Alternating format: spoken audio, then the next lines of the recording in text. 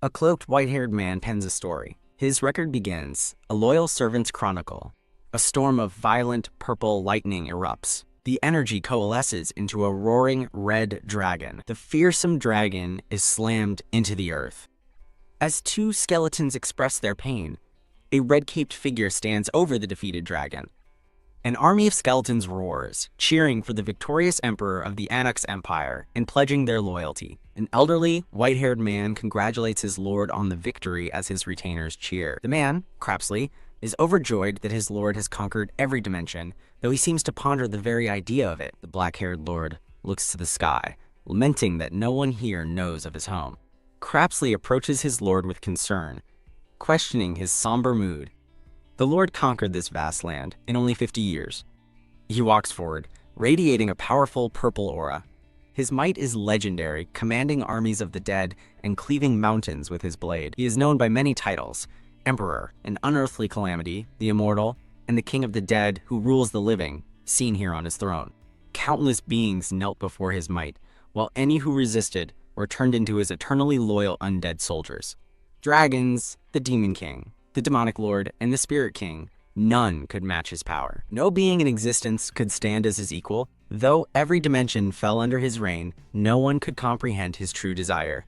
His only wish was to return to Earth. That desire was all that mattered, as he prepared to address his vassals in the Grand Hall. After scouring every realm and finding no path home, he finally gathered his generals to speak. The weary lord announces his wish for eternal slumber. His shocked vassals protest, with one skeletal figure vowing they will continue to search for a way home for him. The lord explains that after 300 years, everyone he loved on his homeworld is long gone. He has lived far too long, he states, as his loyal vassals listen in sorrow. He commands his followers to devote themselves only to finding him eternal sleep, ignoring their desperate pleas. Though the palace filled with mourning, his command was absolute, and the chief Lishis created a destructive spell circle. Hoping to see his loved ones again, the lord stepped toward the circle alone. Crapsley cries out his lord's name, vowing to serve him even in death as he charges forward. He leaps into the swirling magical energy after his master. The lord and Crapsley are consumed by the spell's light. Crapsley lets out a final, agonizing scream. In a modern home, a black-haired man holding a baby scolds someone for sitting in the dark. A weary Crapsley apologizes, explaining that on dreadful nights, even a small light feels too bright. The black-haired man tells Crapsley to stop arguing, and the older man simply clears his throat. Crapsley dramatically begs for death, but the black-haired man shushes him, worried he'll wake the baby, who watches curiously. His fears are realized as the baby begins to cry. Sighing, Crapsley continues writing his chronicle in a blue tracksuit. The black-haired man's eye glows red as he announces a midnight snack, catching Crapsley's attention. Hearing the snack is chicken, Crapsley dashes from his desk in a flash. His journal is left open as he runs.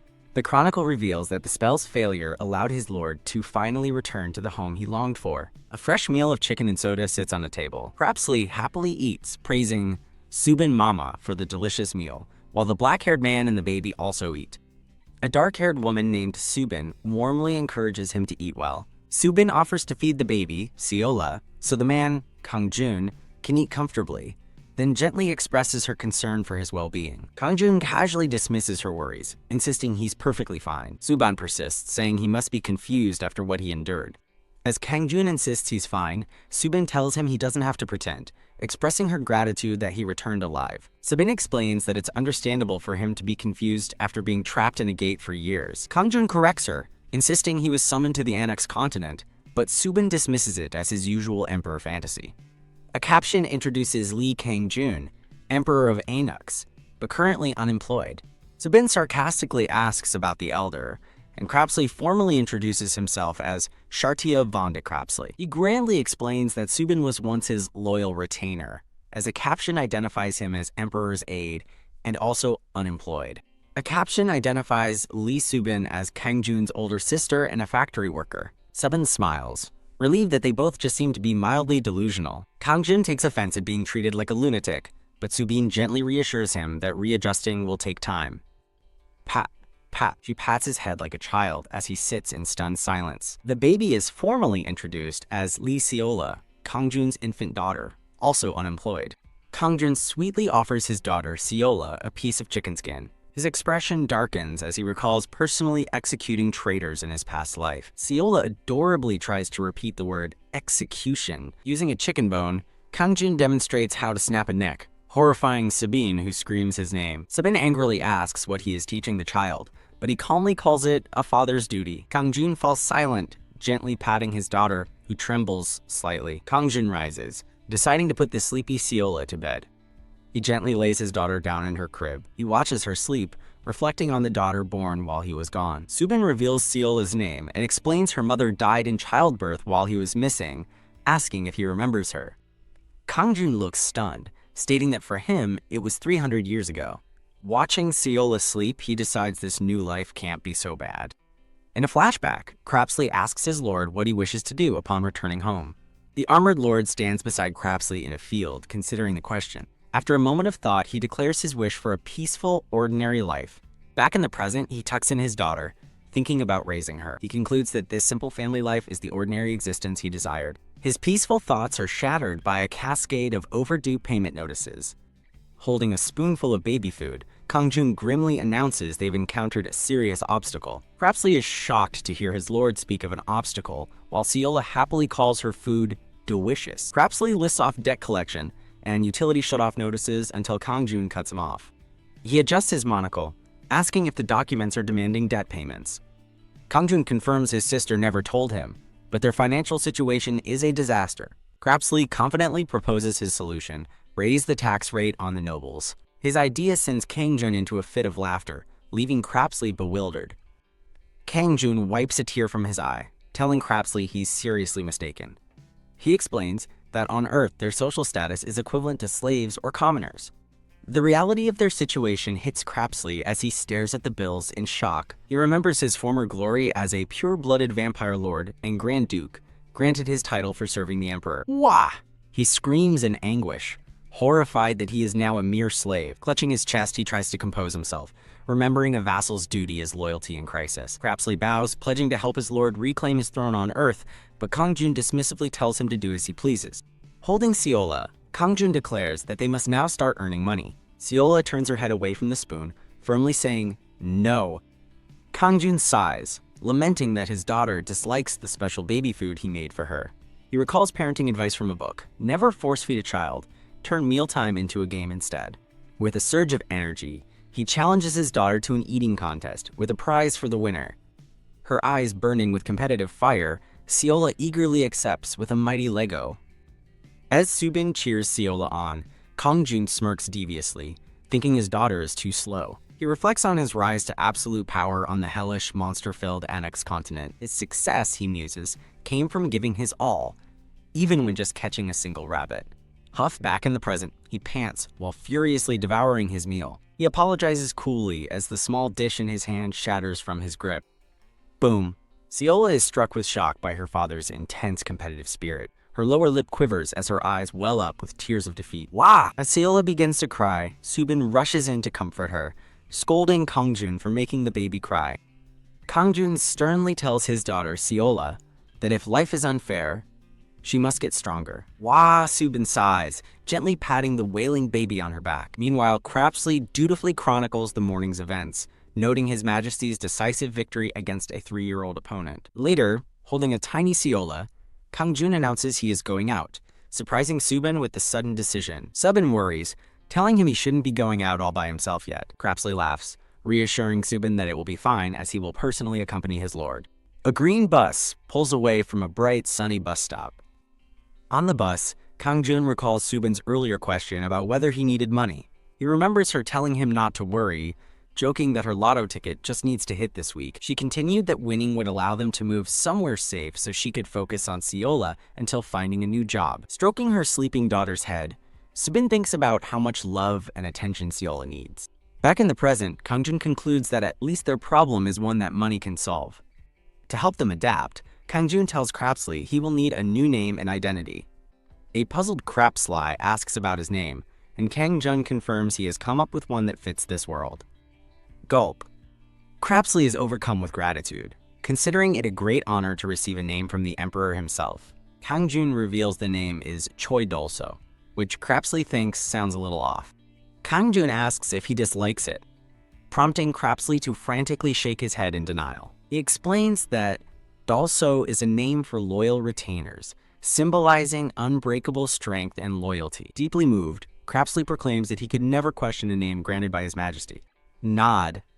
Kangjun says he's glad he likes it, privately thinking it's better than his first idea, Kim Gae-dong.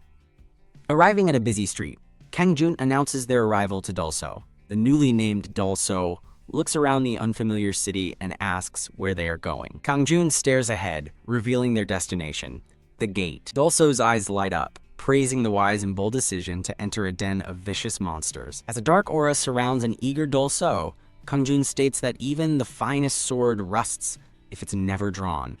Dalso cracks his knuckles, excitedly wondering how long it's been since he was on a battlefield of blood and screams. Kangjun crushes his hopes, clarifying that it's not happening today, since they're just porters. He explains that hunting monsters requires a license that costs about 1,000,000 won per person. My lord.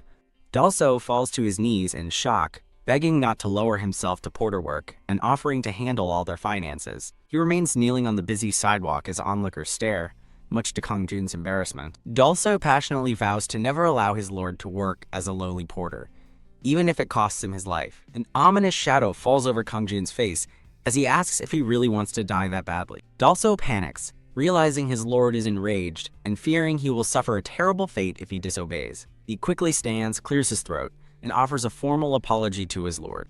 Kangjun pats his shoulder, acknowledging his fiery loyalty, leaving Dalso momentarily confused. He reassures him that porter work pays well, and they won't have to do it for long. A man in a brown jacket approaches, asking if they are the ones who signed up as D-rank gate porters. In the middle of the city, a massive, swirling purple gate is cordoned off by armed soldiers.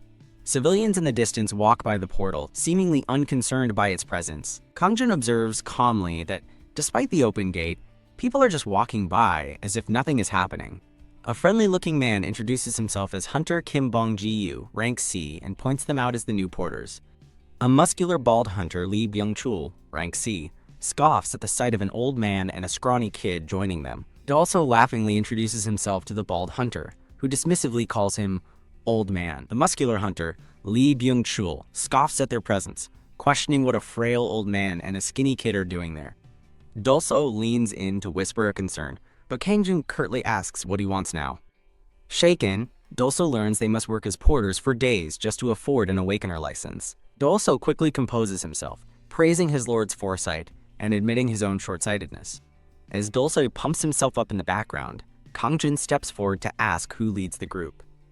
A friendly-looking young man in a brown jacket raises his hand, identifying himself as the party leader. The party leader admits he's hesitant to hire them, but the bald hunter, sitting on his pack, vouches for their strength and reliability.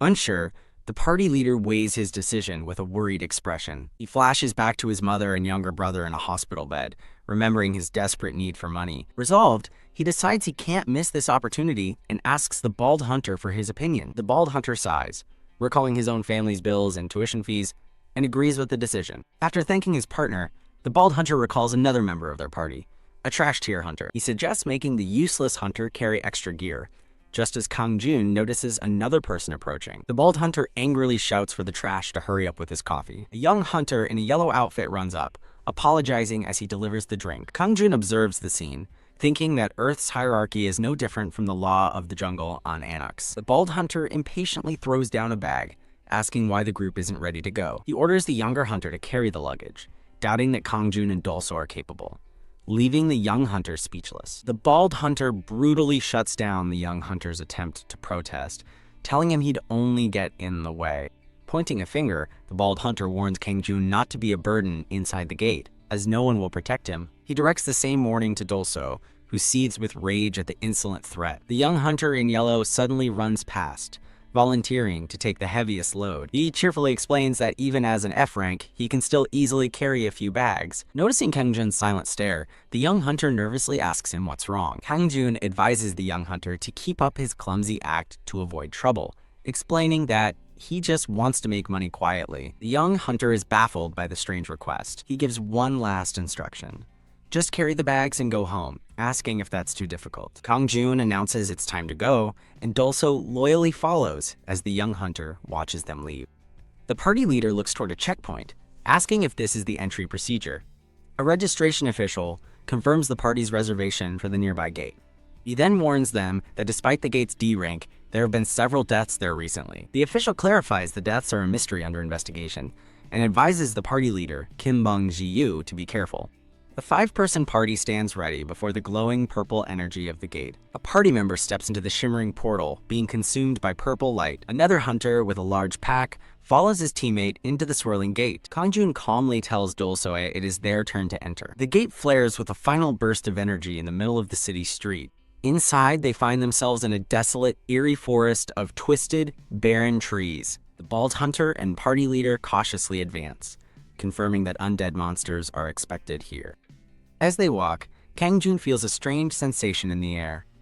A holographic blue window materializes before him, displaying his name, Lee Kang-jun, and his stunningly overpowered stats and titles, though his level is only 1. Kang-jun scoffs at the absurd notion of being level 1, wondering who dares to quantify his power. He reflects on his titles, recalling he earned Ultimate Necromancer and Dimensional Invader through immense power and a chaotic search for home. His Demon Slayer title, he muses, comes from personally slaying millions of demons across hellish landscapes. He also recalls earning Dragon Slayer for killing a specific dragon and World Tree Plunderer for transplanting a divine tree to save it. Kang-jun stares at the floating blue screen, still puzzled by its appearance. He realizes that leveling up will allow him to summon his powerful servants from his past life, a very convenient ability, before being interrupted. The bald hunter grabs his shoulder, furiously shouting at him for spacing out in a dangerous place. Unfazed, Kang-jun simply shrugs him off and announces that it's time to move out. The party proceeds deeper into the silent, snowy woods. The party leader voices his unease about the desolate, spooky forest they've entered. The bald hunter wants to finish the job quickly, and the party leader readily agrees. As the others walk ahead, Kang-jun asks if their only job is to follow. Dol-soe leans in to tell Kang-jun that he finds the eerie forest surprisingly comfortable. Dol-soe feels his body and mind being healed, and Kang-jun agrees that the feeling is not bad. The party leader wonders to himself why the area feels so different from a typical undead zone. Kang-jun compares the forest to the deadlands of Anux, feeling unusually refreshed by the familiar energy. Kang-jun suddenly raises a hand, ordering everyone to stop in their tracks. The party leader's hand glows with blue energy as he announces it's time to work, and the bald hunter agrees. The party of 5 advances through the snowy, barren woods in formation. They have entered an ancient, ruined graveyard, littered with the armored remains of fallen warriors.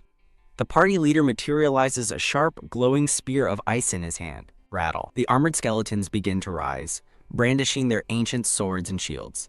Haya. The party leader unleashes a powerful blast of light magic. The 2 C-rank hunters begin their assault on the reanimated skeleton warriors. Kang-jun watches with a slight smirk as the hunter's magic blows the skeletons apart. With his arms crossed, Kang-jun finds their combat skills interesting. As the 2 hunters fight off skeletons, Kang-jun internally critiques their form as pathetic but effective. The battlefield is now silent, covered in shattered bones. With the last skeleton finally defeated, the party leader instructs everyone to gather the mana stones before they move on. The party members began harvesting the glowing purple mana stones from the skeletal remains. Creak. Another wave of skeletons appears, forcing the hunters back into a defensive stance. Lee Byung-chul roars in frustration, demanding an end to the relentless assault. Kang-jun casually warns the bald hunter to be careful, revealing there are now archers mixed in with the enemy. The hunter scoffs at the warning, only to be met with a sudden volley of arrows. Oh crap!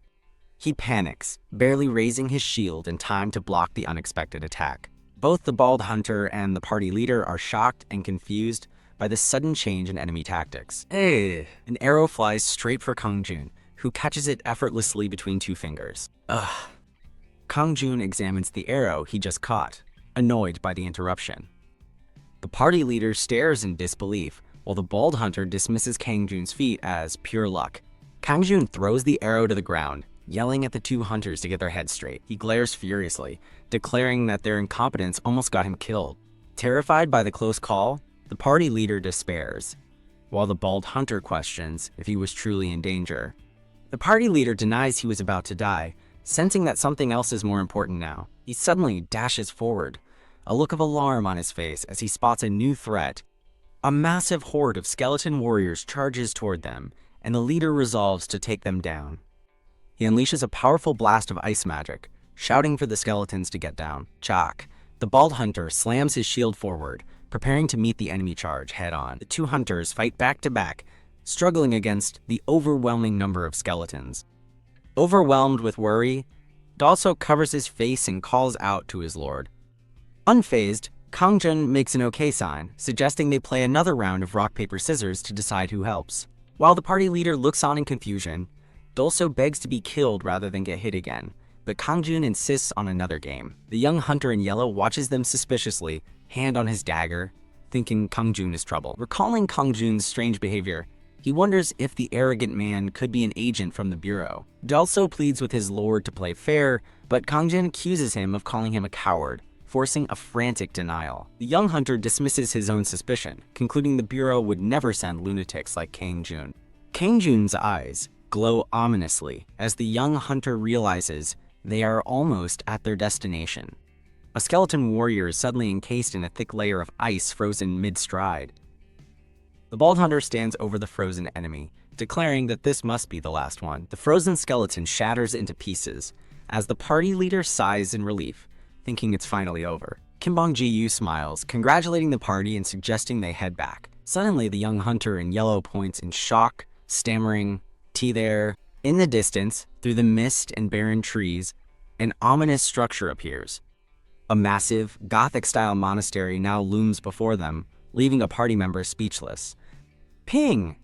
As a blue screen appears before him, Kangjun wonders what it is. The system window announces that a hidden dungeon, Monastery of the Demon Worshippers, has been unlocked. Kimbong Ji-yu stares at the screen, surprised to find a hidden dungeon. An ornate panel explains that hidden dungeons are a place to strike it rich. These dungeons hold rare treasures, magic tomes, and even otherworldly elixirs, offering a chance to find something desperately needed. Kim Bong-gu's eyes sharpen as he thinks of the elixir, the only thing that can cure his comatose mother. Realizing such elixirs are impossibly expensive, he sees this as his one chance. This is my chance, he resolves internally. He glances back at the others, wanting to try, but worried about their reaction. The bald hunter, equally surprised, explains that reporting it means a small reward, but forfeiting the right to clear it. The party leader suggests they clear it themselves, but the bald hunter worries if they are strong enough, admitting their real power is just the two of them. Kim Bong-ji-yu argues it's still inside a D-rank gate, and his partner concedes that D-rank isn't so bad. The bald hunter clenches his fists, deciding to go for it, dreaming that this raid could finally let them retire. He turns to the other three, asking for their opinion on the matter. Kangjun coolly asks if there will be overtime pay for this. The bald hunter holds up 5 fingers, promising to pay them 5 times their usual rate. Kangjun quickly calculates the windfall, a total of 3 million won for him and Dalso. We're in, Kangjun states firmly, and the young hunter reluctantly agrees to join them. With the decision made, the party leader declares the raid will begin immediately as the bald hunter readies his shield. The party advances, with the young hunter still burdened by everyone's luggage. A close-up reveals the young hunter's unsettling, predatory smile. The twisted, dark branches of the forest loom over the ominous monastery. Standing before the entrance, Kangjun notes the eerie vibe as the party leader announces they are going in. Creak! The massive, vine-covered doors slowly swing open. The party steps inside, but the doors suddenly slam shut with a boom, trapping them and sending the leader and bald hunter into a panic. An eerie, ghost-like purple energy drifts down the dark, torchlit corridor. The bald hunter rushes back to the entrance, shouting for them to try reopening the door as Kangjun watches him passively. As he pounds on the door, he yells in frustration that it's not opening. Huff! Thrown back by an unseen force, the bald hunter realizes the door is sealed until the dungeon is cleared. The party leader accepts their situation, deciding they must head deeper inside as planned. He also asks his lord for guidance, and Kangjun calmly tells him it's fine, explaining they can likely force their way out if needed. Entering a vast, empty hall, the party finds no monsters, only an unsettling silence. Suddenly, the hunters stop in their tracks, their faces contorted in horror at the scene before them. The entire hall is a gruesome battlefield, littered with the mangled, blood-soaked corpses of knights and monsters. The party leader observes that it looks like both sides were wiped out, before the young hunter points them toward a new site. At the far end of the hall, a monstrous gargoyle statue sits on a blood-drenched altar, prompting someone to wonder if it's a demon. Kang Jun stands with his hands in his pockets, thinking the scene looks vaguely familiar. The party leader discovers a stone tablet covered in an otherworldly language. The bald hunter asks Dulso if he can read it, and the old man adjusts his monocle to begin translating. He deciphers the first part of the text, which speaks of a trial to prove one's qualification. With glowing red eyes, Dulso speculates the trial was to fight the guards, concluding it's already cleared since they're all dead. Offer 10 living humans as sacrifices on the altar. The bald hunter reacts with disgust to the insane demand, as Dulso reveals the ritual will summon the Warden of Hell. The text concludes that they must kneel and beg for forgiveness, as only those granted permission may leave alive. Dulso remarks how fascinating the demon summoning spell is, earning a furious rebuke from the bald hunter. Dulso calmly directs the hunter's attention to the candles on the blood-stained altar. Dulso explains the candles are Jeonhwa, infernal flames of hell that burn life force and are used to summon demons. Dulso is horrified, explaining that 9 of the 10 required sacrifices have already been made, and 1 more will summon the demon. Kang Jun confirms this grim reality. The bald hunter scoffs, refusing to believe what he calls nonsense. The young hunter in yellow steps forward, suggesting they decide what to do instead of being trapped and dying together. He feigns despair, stating that someone must die for the others to survive, shocking the bald hunter. His facade drops as he breaks into a sinister, unsettling laugh. The bald hunter calls him insane for laughing, but the young hunter mockingly apologizes, admitting their pathetic, frantic faces were just too funny. He declares it's time to decide the sacrifice by choosing the most useless person among them. With a chilling smile, he reiterates that it's time to choose who will be sacrificed. Kim Bong-ji-yu refuses, insisting they can find a way for everyone to escape alive. Dulso curses their predicament under his breath. The bald hunter concedes that, if someone must die, it should be the one who's lived long enough. Dulso notices the others looking his way, and grows uneasy. Panicking, Dulso first wonders if they mean him, then realizes he's not human and fears they're talking about his lord, who has lived for over 2 centuries. He discreetly warns his lord that the others are targeting him as the one who has lived long enough. Kang Jun corrects Dulso, clarifying that they are actually talking about him. Much to the old man's confusion, Kang Jun tells Dulso to be quiet as Kim Bong-ji-yu tries to calm everyone down and find a solution together. The bald hunter explodes with rage, accusing Kim Bong-ji-yu of trying to act like a saint while they're all trapped. Pow! He punches a pillar in frustration, blaming Kim Bong-ji-yu for leading them into the dungeon as the leader pleads for him to calm down. With a dark expression, the bald hunter suggests that if Kim Bong-ji-yu wants to be a hypocrite, he should die in their place. Kim Bong-ji-yu is taken aback as the bald hunter taunts him, asking if he dislikes the idea. The bald hunter lets out a deranged laugh, leaving Kim Bong-ji-yu stunned. The young hunter watches with amusement, observing how people reveal their ugly true nature when cornered. Confronted by the bald hunter, the young hunter calmly tells them to stop their bickering. He reveals his true intentions with a chilling smile. He planned to kill them all from the very beginning. He summons a swirling sphere of dark purple magic. The malevolent energy spreads rapidly across the floor of the Great Hall. Creepy, spectral faces emerge from the miasma as it envelops the fallen corpses. The bald hunter realizes in terror that the young hunter is a necromancer and not the F-rank he claimed to be. The necromancer mockingly confirms he's finally caught on, identifying himself as a hunter-killer from the Anti-Bureau Alliance. He declares he is an A-rank hunter, a superior being far beyond insects like them. The bald hunter reels back in shock, shouting the name of the notorious organization. He recalls that the Alliance opposes the Hunter Bureau, seeking to monopolize power, and realizes their companion is a professional hunter-murderer. Staring at the newly risen army of the dead, he frantically tries to count their overwhelming numbers. Facing an army of undead and an A-rank murderer, the bald hunter feels utterly hopeless. The bald hunter collapses in despair, believing they're already dead, but Kim Bong-ji-yu desperately urges him to at least try to fight back. The necromancer praises their acceptance of fate, urging them to become a sacrifice for his great cause. Kang Jun interrupts, stating that killing them now is inconvenient because they still owe him money. He glances at a bag on the floor, reminding Dulso of his earlier warning to keep up their act. The necromancer questions Kang Jun's identity, asking if he's from the Bureau, which Kang Jun denies. Kang Jun answers the question of where he's from with a deadpan reply: his place in Silumdong. Annoyed by the evasion, the necromancer demands to know how Kang Jun got there. Kang Jun trolls him further, claiming he took a bus, and calls out the necromancer for complaining about his answers. Changing the subject, Kangjun asks what the necromancer hopes to gain by summoning a demon. The necromancer reveals his plan to summon Grand Duke Marbas, a ruler of the demon world, and Kangjun recognizes the name. As the necromancer explains his intent to form a pact with the demon, Kangjun says it all makes sense now. While the necromancer monologues about changing the world order, Kangjun recalls that the demon's name felt strangely familiar from the start.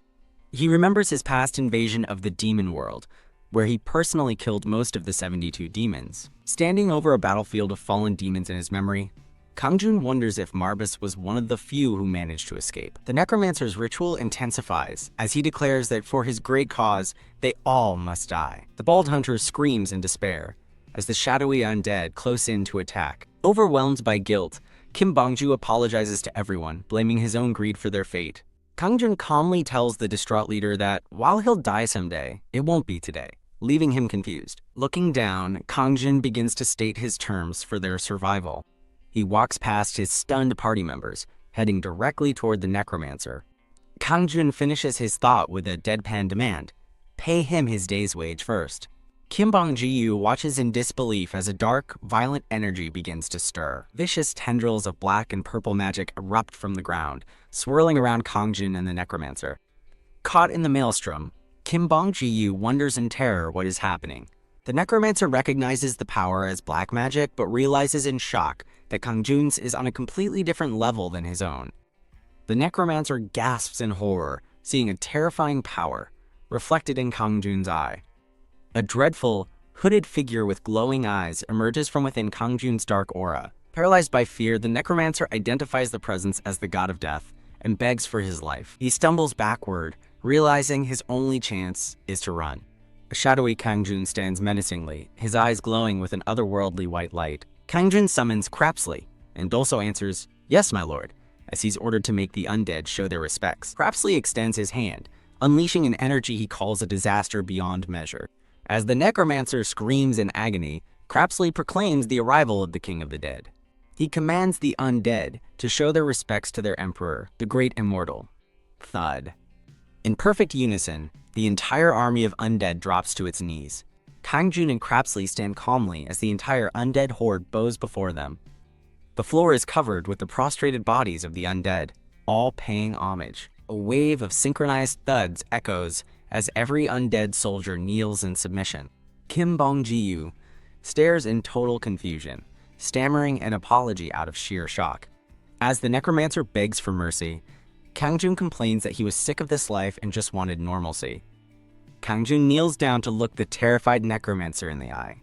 He grabs the necromancer's face, scolding him for putting on airs like he's a big deal. The necromancer's terror intensifies as he sees Kangjun's eyes burn with a menacing red power. Crapsley explains that his lord has just activated his magic eye. The technique is revealed to be a high-level illusion that forces victims to see horrific visions. The necromancer clutches his head, screaming as he's subjected to a hellish vision amplified by their power difference. In his mind, he is brutally torn apart by shadowy monsters, his head exploding from the psychic assault. Kim Bong-ji-yu watches in stunned silence, unable to comprehend what is going on. The necromancer's body goes limp, twitching once before collapsing to the ground, dead. A stunned Kim Bong-ji-yu can only stare and wonder about Kangjun's true identity. Kangjun stands and praises Kim Bong-ji-yu for managing to stay standing through the ordeal. With a threatening gaze, Kangjun warns him not to end up like the necromancer. He tells Kim Bong-ji-yu to watch his mouth, while Crapsley dutifully apologizes for his lord's harshness. Kangjun reassures Kim Bong-ji-yu that it's fine, revealing he's already placed a binding spell on him. With the situation under control, Kangjun decides they'll summon the demon to find an escape route, or just kill it if needed. Under Kangjun's command, the undead skeletons drag the necromancer's body onto the altar to complete the ritual. A skeleton soldier raises its sword, prepared to deliver the final sacrifice. Kim Bong-ji-yu shields his face in horror as blood splatters from the sacrifice. The 10th and final candle on the altar ignites with a dark, ethereal flame. Whoosh! The infernal flame flares up, signaling the completion of the summoning. A massive explosion of dark power erupts from the altar, blasting Kim Bong-ji-yu off his feet. The gargoyle statue overlooking the hall begins to crack and crumble as the demon emerges. Kangjun watches the spectacle with a casual look, remarking on the flashy entrance. A voice echoes from the summoning, recounting its past of being sealed and losing its brothers in a great battle. The demon reveals it lost its power fighting him and has wandered dimensions ever since, seeking revenge on the one who defeated it. A booming voice announces its arrival in this dimension, demanding to know who called it. The voice belongs to a winged, wolf-like demon with glowing red eyes, who identifies himself as Marbas, the gatekeeper of hell. Marbas declares the summoner has given him a perfect chance for revenge and gladly accepts their deal. As the demon glares down, Kangjun calmly says he remembers him now. Marbas pauses in confusion, realizing he's heard that voice before. With a cheerful smile, Kangjun identifies the demon as the coward who ran away first. The demon stammers the name Immortal in shock as Kangjun casually greets him. Sweating with fear, Marbas admits it's almost nice to see him again. The demon asks why the Immortal is in this shabby dimension, and Kangjun replies that it's his hometown. Realizing he's screwed, Marbas laments his fate, recalling he at least had a chance to escape last time. In a flashback, Marbas remembers vowing revenge on a fiery battlefield. He recalls the day the 72 demons fell, realizing he has no chance against the Immortal alone. Marbas decides to flee while Kangjun is distracted, planning to regroup with his scattered brethren for revenge later. Stealing his resolve, the demon declares that it cannot end like this. He drops to his knees, addressing Kangjun as the great king of death, but Kangjun tells him to skip the formalities. Marbas begs for his life, insisting he was forcibly summoned and never meant to invade the Immortal's homeland.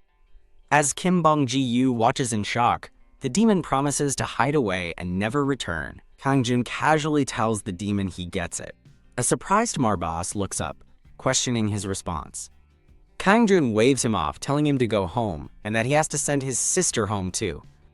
Overjoyed, Marbas shouts his eternal gratitude as he begins to depart. Suddenly, Kangjun remembers a book he saw, Childcare Encyclopedia 365.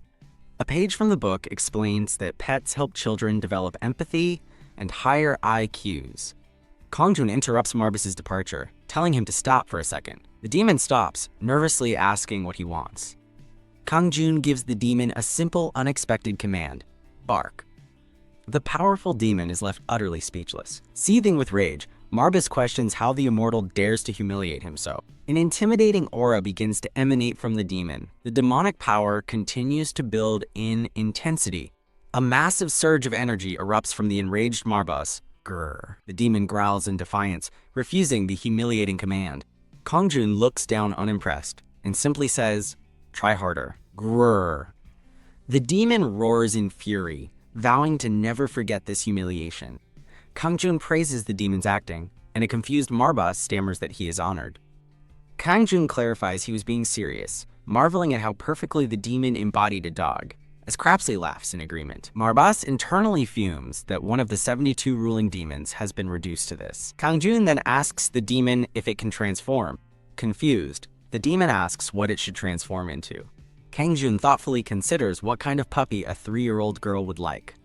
Aghast, the demon protests that it is a great demon among demons. It recalls its fearsome reputation as the tyrannical Hell Gatekeeper. Woof, woof. The demon instantly transforms into a cute corgi, asking if this form is acceptable. While Kangjun finds it cute, he deems it unsatisfactory, and Crapsley asks if it will suffice. Kangjun critiques the corgi's short legs and frail appearance, while Crapsley suggests the child's preference is key. The tiny corgi seethes with rage, vowing to get vengeance for this humiliation. Kangjun coldly tells it to try another form, and the corgi quickly agrees. Pop, he demands another, as the demon cycles through a fluffy cat, a poodle, and a dachshund. With a stern expression, Kangjun once again commands, another. Pop. The demon reverts to its corgi form, looking defeated. Kangjun asks the corgi if it has a problem, and the demon nervously denies any rebellious thoughts. With a cold glare, Kangjun is still not satisfied, and simply commands, another. Pop. The demon transforms again, this time into a tiny brown and black chihuahua. Kangjun declares this form the most appealing, while the tiny dog internally seethes at the humiliation of being petted after once wielding great power. As Kangjun strokes its head, the demon finds the touch oddly pleasant, and feels an unstoppable urge to wag its tail. Kangjun asks for Crapsley's opinion, who agrees this form is a perfect compromise that the princess will surely adore. He holds the tiny dog up to Kim Bong-ji-yu, who nervously agrees that it's truly splendid. The tiny demon sweats in humiliation, realizing how much Kangjun is enjoying this. As the group prepares to leave, Kim Bong-ji nervously calls out to Kangjun, addressing him as Professor. He confirms that Kangjun is indeed addressing him, mustering his courage to speak. Kim Bong-ji suggests they should collect the necromancer's corpse to ensure the incident is properly handled. He explains that the Administration Bureau will investigate deeply as the case involves the anti-administration union. Kangjun internally scoffs, thinking how he loathes troublesome affairs and refuses to be the target of any unwanted attention. Turning the tables, Kangjun compliments Kim Bong-ji for saving his life, confusing him by adding that it's impressive since he's not even a hunter. Kangjun places a hand on his shoulder, officially declaring that Kim Bong-ji was the one who subdued the felon, leaving him utterly shocked. Overwhelmed by the sudden turn of events, Kim Bong-ji is left completely speechless. Forcing a nervous smile, Kim Bong-ji quickly plays along, stating he merely did what had to be done. Pleased, Kangjun pats his shoulder and calls him a smart one for catching on. A shimmering blue portal opens on the blood-stained ground, revealing a city street as Kangjun announces it's time to go. They emerge from the portal onto a street cordoned off by authorities. Paramedics are seen rushing the unconscious bald hunter away on a stretcher. An investigator debriefs Kim Bong-ji, expressing relief that everyone survived the incident without major injuries. The investigator confirms that the corpse belonged to a wanted murderer from the Anti-Authority Alliance. He informs Kim Bong-ji that a special division will take over the investigation and may require another statement, to which Kim Bong-ji agrees. When the investigator mentions the incident will be reported in the media, Kim Bong-ji reacts with stunned disbelief. He reflects grimly that without Kangjun, they all would have ended up as cold corpses on stretchers. The investigator interrupts his thoughts, asking if he has recently undergone a second awakening. Citing the official report, the investigator states that Kim Bong-ji single-handedly subdued a hunter from the anti-administration union. Playing along, Kim Bong-ji scratches his cheek and sheepishly claims he just got lucky. The investigator advises him against being too modest, revealing there was a bounty on the man he defeated. He stuns Kim Bong-ji by revealing the bounty was in the hundreds of millions and that a reward is forthcoming. The investigator adds that once reported, he'll be scouted by major guilds and achieve instant stardom. Beaming with excitement, the investigator tells him to imagine the heroic headlines. Kim Bong-ji grows worried that the situation is escalating too far, but then pauses to reconsider. He glances over at Kangjun and Crapsley by a food truck, reminding himself that they truly owe their lives to him. As Kangjun offers a spicy tteokbokki to Crapsley, Kim Bong-ji continues to ponder his mysterious identity. Crapsley cries out that the food must be demonic to be so agonizingly delicious, while Kim Bong-ji marvels at how Kangjun defeated an A- class villain without lifting a finger.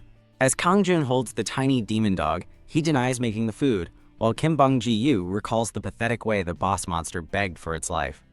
Kangjun casually suggests even spicier food to Crapsley, as Kim Bong-ji wonders if he's a fugitive, then decides against it, concluding Kangjun would have killed him.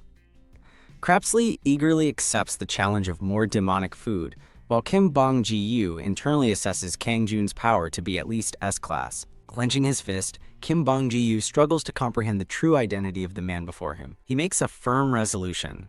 He must find a way to become Kangjun's disciple and grow stronger. His true motivation is finally revealed. He needs to grow stronger to obtain the legendary elixir. Later, on a busy city street, someone asks a question about putting something in the wrong place. Kim Bong-ji hands Kangjun an envelope of cash, insisting it's more than promised as thanks for saving his life. Kangjun accepts the payment and prepares to leave with Crapsley, but Kim Bong-ji stops him, hoping to treat him to a meal. Kangjun politely declines, explaining his family is waiting, causing Kim Bong-ji to panic that he's losing his chance. Desperate, he rushes forward, begging Kangjun for just 30 minutes to share a glass of soju with him. The mention of soju makes Kangjun stop in his tracks and turn around, suddenly interested. A bottle of soju flashes in his mind as he confirms the drink, and Kim Bong-ji eagerly affirms it. Kangjun looks up at the sky, fondly recalling that Earth had soju. In a flashback, he remembers sampling countless liquors, but finding none that could ever compare to soju. Even in full armor, He remembers endlessly trying and failing to replicate its unique flavor. He crushes a glass in frustration, admitting that recreating the drink was beyond his abilities. The memory fades back to the present. Kangjun agrees to Kim Bong-goo's offer, calmly stating they should have a glass of soju. The scene shifts to a 24-hour restaurant as two people walk toward the entrance. Clink. Inside, three hands toast with shots of soju. After taking his shot, Kangjun closes his eyes in satisfaction, thinking, this is it. Kangjun erupts with fiery energy, exclaiming that this is the taste he's missed, while Crapsley declares the spicy food is as painful and delicious as lava, wondering how long it's been since he tasted blood. A baffled Kim Bong-ji watches their over-the-top reactions, thinking they look like men tasting hangover soup after a decade and wondering if he should order more. As Crapsley devours the food, Kim Bong-ji concludes that his mysterious companions must have a complicated backstory.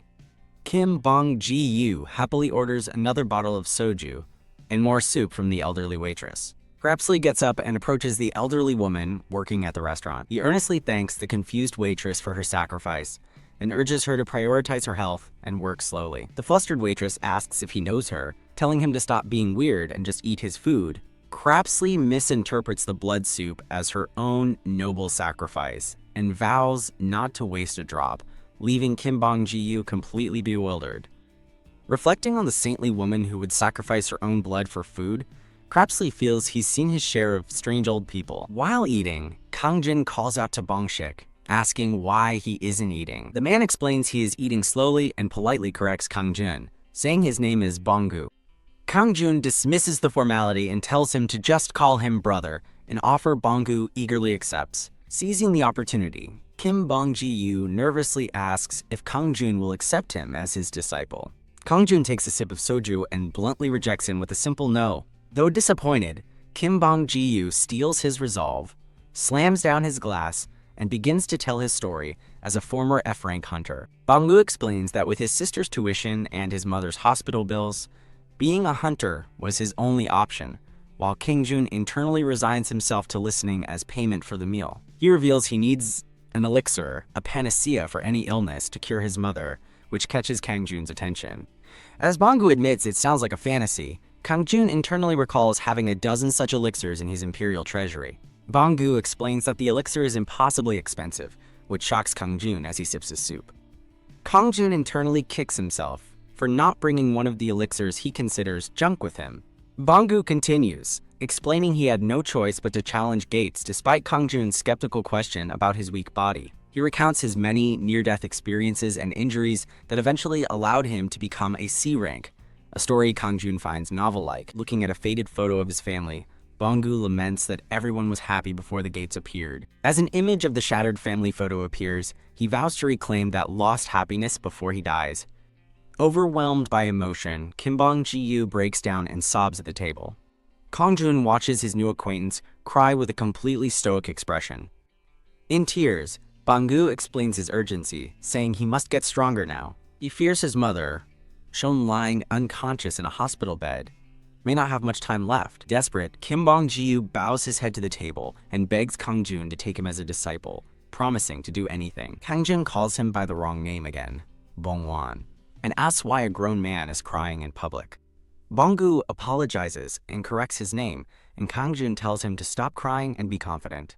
Bong-gu's mood instantly brightens as he enthusiastically agrees, even accepting the wrong name. Kangjun tests his resolve, asking if he's truly confident he can do anything, which Bong-gu confirms while internally accepting yet another incorrect name.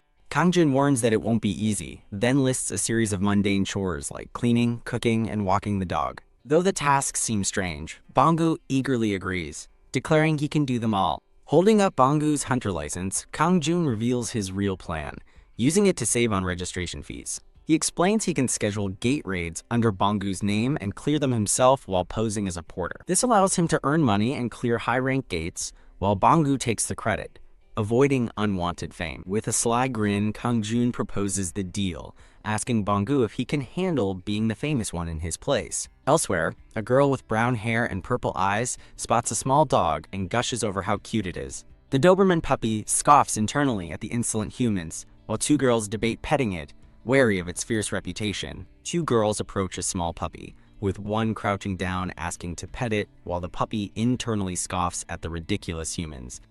As the girl pets the puppy, she marvels at how soft it is, while the puppy secretly enjoys the attention, thinking how humiliating it is. The girl offers the puppy a bone-shaped snack she had bought for her own dog. After she waves goodbye, the puppy sits alone with the offered treat. The puppy scoffs at the treat, but takes a bite out of mercy, only to be stunned by an explosion of unimaginable flavor. He writhes in delight, declaring the pleasure is born of corruption, until a voice asks what he's doing.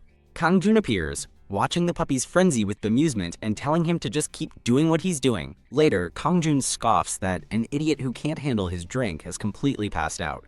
An elderly, white-haired man carries the unconscious Kim Bong-ji-yu and asks Kangjun if he should kill him, but Kangjun tells him to take him home. While carrying Bong Ji-yu, the white-haired man worries that Lady Subin won't approve, but agrees they can't just leave him on the street. Seeing Bong Ji-yu having a nightmare, the white-haired man considers killing him before Kangjun's hand intervenes, deciding instead to show him his happiest memories. The white-haired man recognizes Kangjun is using a tweaked form of succubi dream magic. As Kangjun's magic takes effect, he wishes that the troubled man could at least have good dreams. The dream begins with a stone skipping peacefully across the water. A young Bong Ji-yu finds himself by the water, confused to be a child again. His father appears, patting his head and encouraging him, causing young Bong Ji-yu to tearfully recognize him. The father proudly notes how much Bong Ji-yu has grown before sadly trailing off, hinting at his own absence. He tells Bong Ji-yu he'll be the head of the family, but the boy tearfully asks why he can't stay. The adult Bong-gu's consciousness within the dream recalls his past self, telling his dad he couldn't do it because it was too hard. As the boy walks with his father, making promises to be better, his mother's voice calls that dinner is ready. Young Bong Ji-yu turns in surprise at the sound of his mother's call. The dream shifts to a happy family barbecue, with his parents and little sister together again. His parents watch him fondly and call for him to join the happy family meal. Overcome with emotion, young Bong Ji-yu looks at his parents with tears in his eyes. As the campfire burns, his parents ask if there's something wrong with his curry rice. Crying tears of joy, he tells them the food is just too delicious. He looks at his mother, father, and sister Ju-hee, all together and happy. The adult Bong Ji-yu, now sitting at the dream table, reassures his family that they don't have to worry anymore. With a confident smile, he accepts his role as the head of the family, declaring, "I can do it." Looking at a memory of his family, he vows they will all be happy again. The dream fades, showing the real Bong Ji-yu sitting alone by a campfire. He snaps awake, looking around in stunned silence. As he walks through a hazy void, he reintroduces himself as Bong Ji-yu. He walks forward out of the haze with newfound determination. Completely bewildered, Bong Ji-yu wonders if he's still dreaming and where he is. He realizes he's in Kangjun's house, just as the little girl calls Kangjun "da da," and Kangjun coos that she takes after her daddy. Kangjun's playful demeanor vanishes as he turns to Bong Ji-yu with a sharp glare, announcing that he's awake. Holding his daughter, Kangjun threateningly asks if Bong Ji-yu saw that, to which he nervously agrees. Terrified, Bong Ji-yu confesses he saw everything up to the "takes after her daddy" comment. Kangjun's face darkens as he considers killing Bong Ji-yu to silence him, while Bong Ji-yu desperately tries to believe he's just embarrassed. Hiding under the covers, Bong Ji-yu trembles, convinced Kangjun would actually kill him, and complains about the lingering smell of alcohol. A woman opens the bedroom door, and Bong Ji-yu bolts upright, shouting in relief, "I'm alive!" He sees the woman as a literal angel for offering him soup, thanking her profusely for saving him. Over a delicious breakfast spread, the woman mistakenly calls him Bong Chang. He politely corrects her, his name is Bong Ji-yu, and she apologizes for her mistake. Determined to make a good impression, he praises her cooking and refers to her as sister-in-law while asking Kangjun for agreement. Kangjun shocks him into silence by coldly stating, "She's my sister, my real sister." As Kangjun tells him to just eat, Bongju mentally berates himself for his blunder. Kangjun's sister mentions that Kangjun told her they were close, like brothers, leaving Bong Ji-yu completely flustered. Kangjun's sister suddenly asks Bong Ji-yu to look after her brother. Bong Ji-yu is stunned, internally questioning how he could possibly look after the man who tamed a demon lord. While Kangjun eats silently, Bong Ji-yu internally panics, wondering what "take care of that monster" even means. Kang Jun's sister explains that he was trapped in a gate and only recently returned home. Bong Ji-yu realizes Kang Jun is a gate returnee, recalling news stories about hunters gaining mysterious powers. As Bong Ji-yu wonders if his brother is a returnee, Kang Jun casually corrects his sister, stating he was the king of the supreme continent, shocking Bong Ji-yu. Bong Ji-yu is stunned silent by the unbelievable claim of being a king. Kang Jun clarifies he was an emperor, a being so powerful that kings wouldn't dare meet his gaze, leaving Bong Ji-yu utterly speechless. Bong Ji-yu wonders if Elder Dulso is also special, recalling how Kang Jun spoke of a king who dared to rebel against him. Kang Jun remembers the rebellious king he had beheaded, and Bong Ji-yu gasps at the casual mention of regicide. Kang Jun's sister explains her brother's behavior as an after effect of his ordeal, which Bong Ji-yu readily accepts. The sister asks about Bong Ji's past, and he cheerfully claims he was a bookseller. Skeptical, she asks if he's just playing along before formally requesting he help Kang Jun adapt to society. Bong Ji-yu enthusiastically accepts the task, promising to do his best, much to the sister's relief. Kang Jun's sister, Subin, turns to the elder and offers him a part-time job, which he doesn't understand. Sabine explains that a local convenience store owner is hiring and she recommended him for an interview. The elder, Crapsley, formally rejects the offer, stating his sole mission is to assist his lord. Kang Jun bluntly tells him to take the job, deciding it's a good way to learn the culture and contribute financially. The distraught elder reminds his lord of their promise to establish an empire on Earth. Kang Jun calmly explains that to build an empire, one must first deeply understand the local culture. With his arms crossed, Kang Jun entrusts the elder with a responsible investigation of this world as his strategist. The elder is struck with a sudden, powerful realization of his lord's true intentions. Clenching his fist, he concludes that his lord is testing his loyalty with this mundane task. The elder prostrates himself dramatically, begging to be heard, while an exasperated Kang Jun tells him to calm down. As the elder declares his unworthiness, Kang Jun dismissively brushes off his theatrics. The elder vows to complete his investigative mission. As Kang Jun casually tells his sister, the elder accepted the interview. Elder Shartia von de Crapsley Cho Dolso formally accepts his new career challenge. While Bong Ji-yu washes dishes in the kitchen, Subin tells him he doesn't have to as a guest. Subin notes Bong Ji-yu is good at chores, while Kang Jun explains the correlation between population density and gate appearances. Kang Jun watches a news report discussing the high frequency of gates appearing in the Seoul area. The news anchor warns that new gates can instantly absorb all life within a 2-kilometer radius. Upon hearing their Gangnam home is in a high-risk area, Subin becomes visibly worried. Kang Jun reassures her, but their conversation is interrupted by a cheerful "Bah!" The little girl appears, happily petting the small, grumpy-looking puppy. Crying, "Puppy!" The girl smothers the terrified dog in a hug and declares, "Let's kiss!" Kang Jun sternly addresses his daughter as Princess, telling her not to do that. With a menacing look, Kang Jun warns his daughter the dog is dirty and internally considers exterminating the dangerous creature. While the girl wonders what an owie is, the puppy frantically objects to the idea of a kiss. Subin smacks Kang Jun on the back, scolding him for frightening their daughter about an animal. Kang Jun internally debates if the creature even counts as an animal, but relents for his daughter's sake. As his daughter happily pets the puppy, Kang Jun looks on fondly and thinks, "She's pretty." The little girl laughs, finding the puppy cute. She reaches out with open arms, as Kang Jun admits the sight makes his heart ache. Kang Jun lifts his daughter into his arms, declaring this dangerous world is not suitable for her. Holding his daughter close, he resolves to change the world a little, not as a hero, but for her. A hand swiftly presents an envelope of money. Subin holds the cash in shock, asking where the 5 million won came from. Kang Jun casually claims he found the money in his bank account, assuming it was savings from before he disappeared.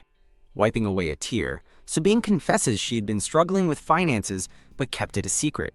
She thanks him with a bright smile, relieved, and Kang Jun is glad he could help. Subin offers to cook anything for dinner, but Kang Jun is non-committal. She suggests a family shopping trip, but Kang Jun politely declines, claiming he's too tired. Bong Ji-yu, overhearing the conversation, decides to go shopping with the elder to protect them. Back at home, Kang Jun smiles, pleased with the new arrangement. Kang Jun drives to a comic cafe he remembers from 300 years ago, wondering if a new volume of his favorite manga is out. Meanwhile, the others arrive at the Plus grocery store. Inside the store, Elder Crapsley excitedly calls out that he's found a free food sample. Crapsley blissfully eats a dumpling sample, declaring the tasting corner is like heaven. A weary Subin watches as the elder offers a sample to the little girl in the shopping cart. The little girl happily chews, finding the food delicious. She and the elder cheer together, wanting infinite samples. The elder happily offers the little girl another piece. As Crapsley celebrates the gourmet pleasure of free samples, Subin sighs in exasperation. Giving in, Subin approaches the counter to buy a bag of the dumplings. A sudden announcement blares through the store, warning that a large gate has just opened nearby. At the comic cafe, a customer is told that the new issue of Hunter x Hunt is not out yet. Kongjun overhears another fan complaining he's been waiting 3 years for the new issue.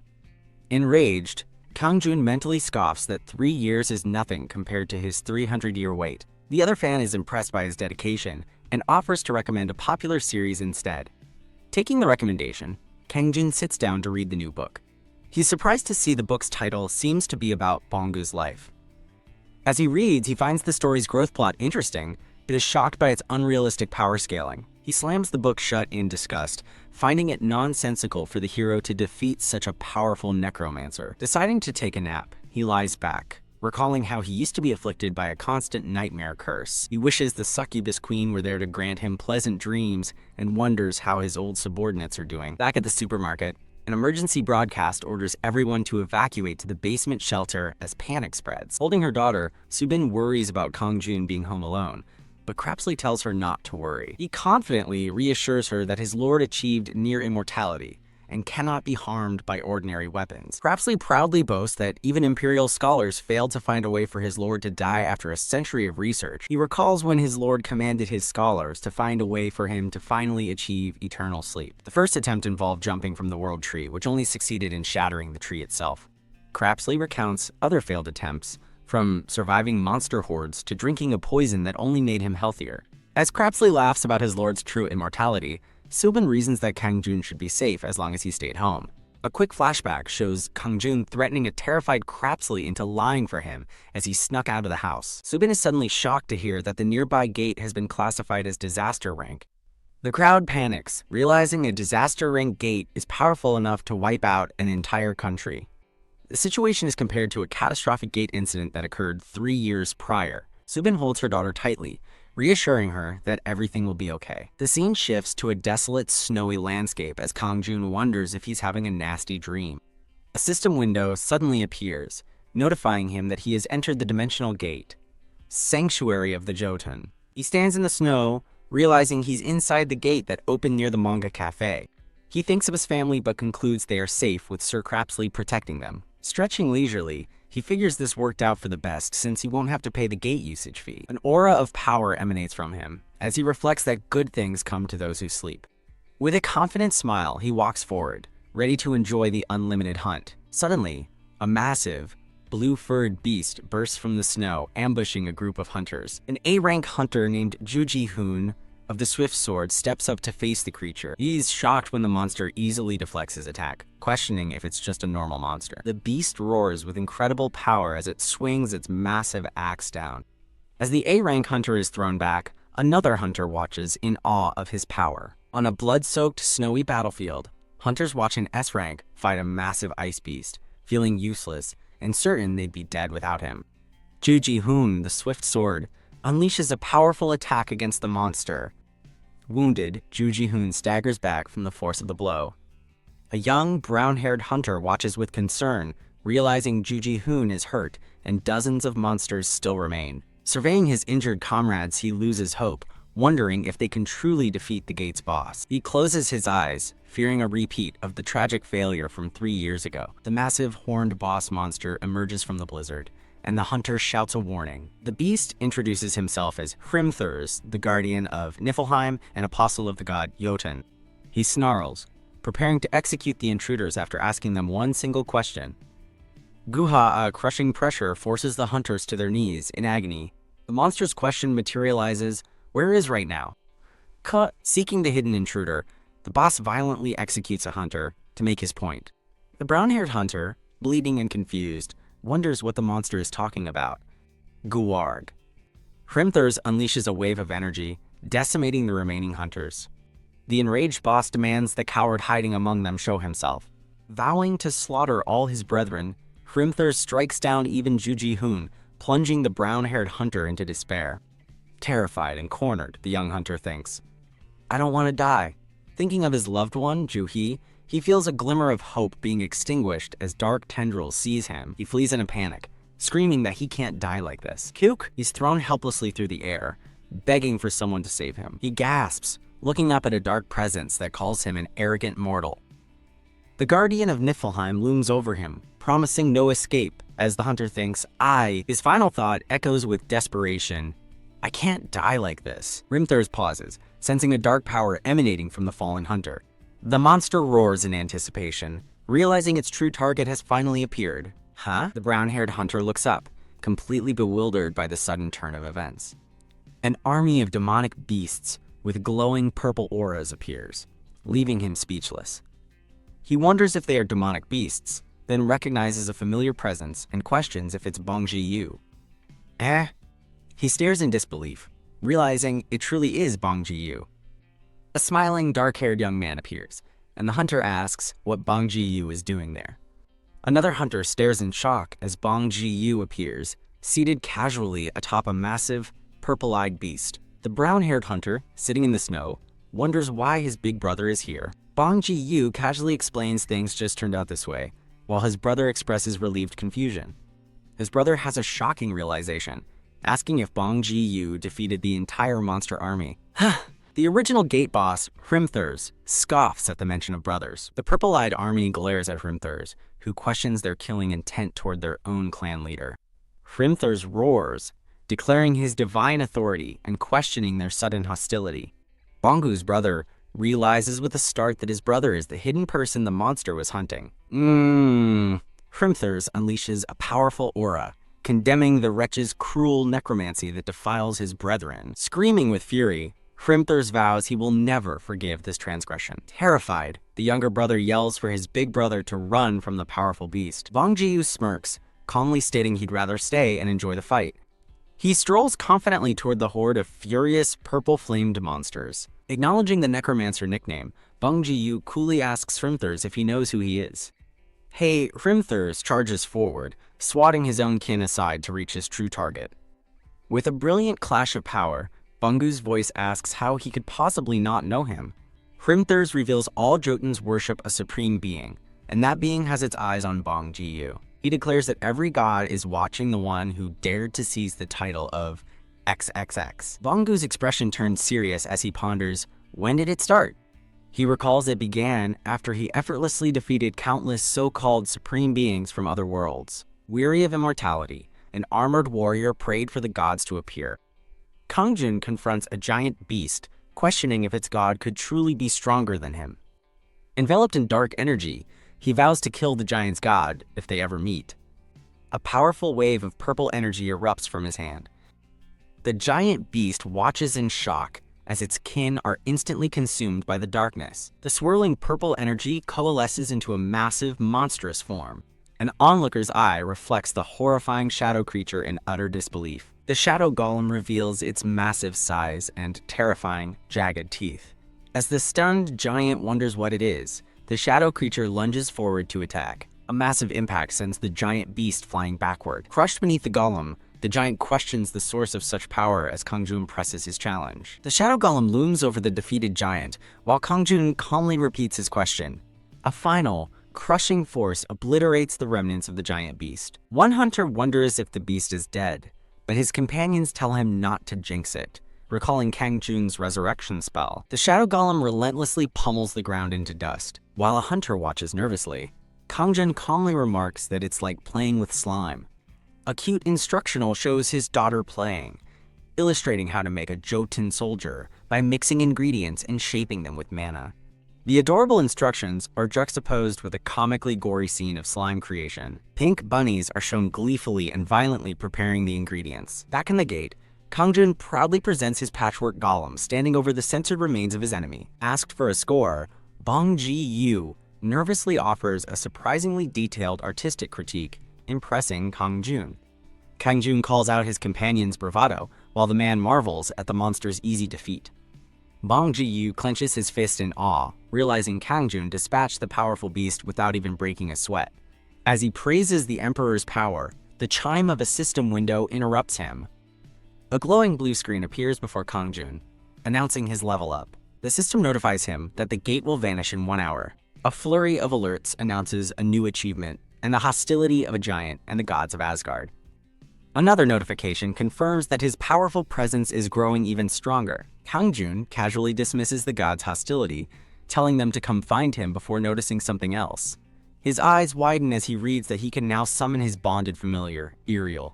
With a confident smirk, Kangjun begins the summoning ritual for the Empress of the Abyss. He commands Iriel to answer his call as a massive, dark purple portal tears open. A silhouetted figure with long hair and small wings emerges from the swirling energy. A confused Bang Ji-yu shields his eyes, asking his brother what is happening. A gentle voice from within the vortex whispers, "My lord." A beautiful woman with horns and red eyes materializes, asking in disbelief if it's really him. While Bang Ji-yu is stunned by her beauty, Kangjun calmly greets Iriel, asking how she's been. Kangjun embraces his long-lost familiar in a warm reunion.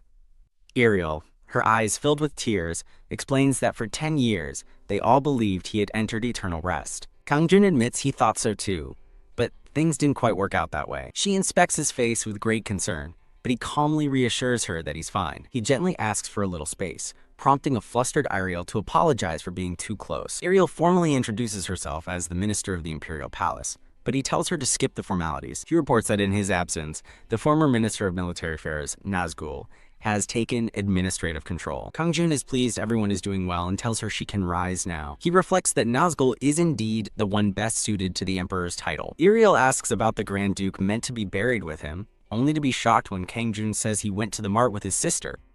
Kangjun suggests they continue their talk at his quarters, and she readily agrees. He turns to a suddenly nervous Bang Ji-yu, calling him precious and making him anxious. Kangjun explains he snuck out and needs Bang Ji-yu to handle things before preparing to vanish, throwing his companion into a panic. Yep!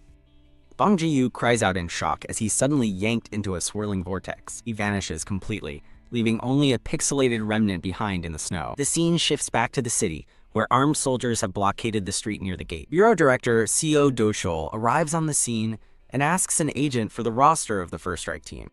The director is briefed that a total of 20 top-ranked hunters were sent inside.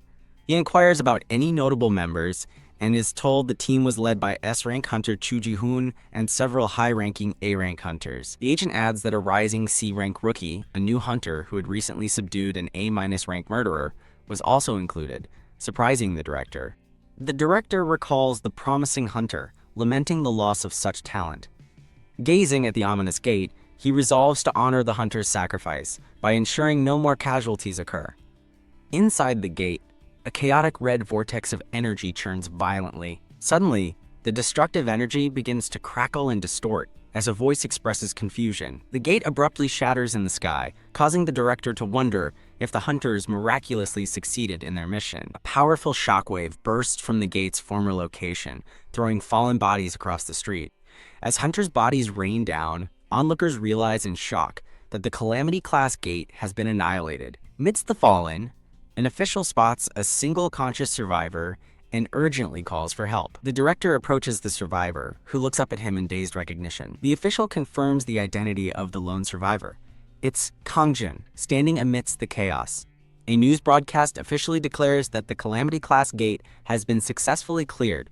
A television report credits the victory to the sacrifice and bravery of the hunters who risked their lives.